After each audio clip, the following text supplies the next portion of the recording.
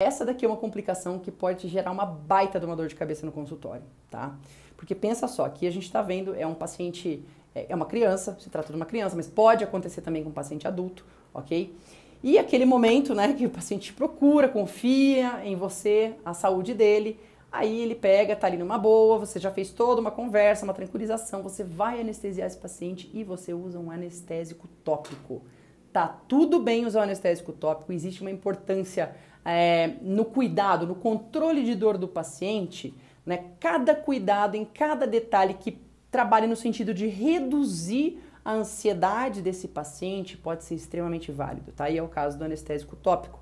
Não necessariamente só ele vai causar ali uma anestesia mais superficial e mucosa, que pode, né, tirar um pouco daquela sensibilidade à punção durante uma execução de técnica anestésica, mas existe todo aquele, o que está por trás disso, né? A parte do cuidado ali com o trabalho emocional com o paciente, com o bom manejo do paciente, né?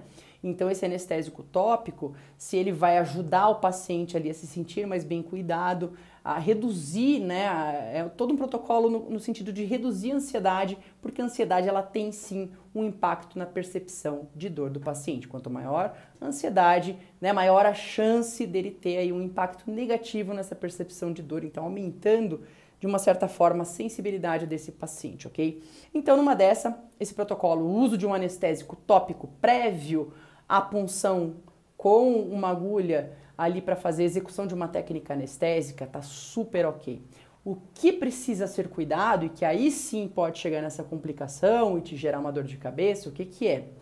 É você saber exatamente o como usar aquele anestésico, né? Saber as condições de saúde do seu paciente, se existe alguma contraindicação, se existe alguma restrição, né, daquele uso, que no caso a gente tá falando da benzocaína gel, que a gente é uma das opções que a gente tem ali de anestésico tópico, e pode fazer o uso disso sim, mas a gente tem que saber, né, como que a gente usa esse anestésico tipo éster, é um anestésico tipo éster, diferente, né, dos sais do tipo amida, que a gente usa como anestesia local, como lidocaína, articaína, mepivacaína.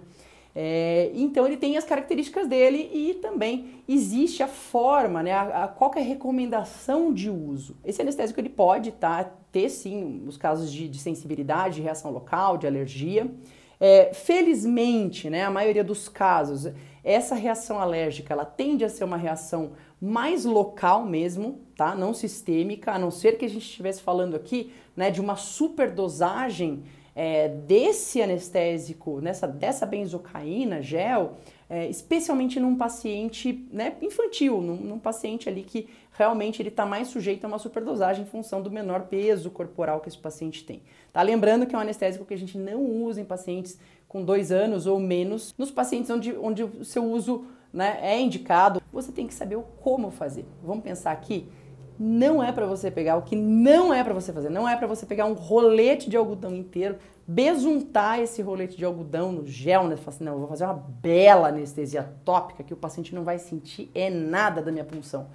Lê do engano, tá? Você só tá aumentando uma dose e você tá com certeza ali uma dose além da necessária, não que seja uma superdosagem, mas uma dose além da necessária para ter a eficácia que você gostaria, tá? Para a função, para a proposta que essa anestesia tópica tem, e você está predispondo o seu paciente ao risco de uma complicação. E se esse paciente tem alergia, ele tem aí alguma reação, uma sensibilidade a esse anestésico, a essa benzocaína, o que pode acontecer?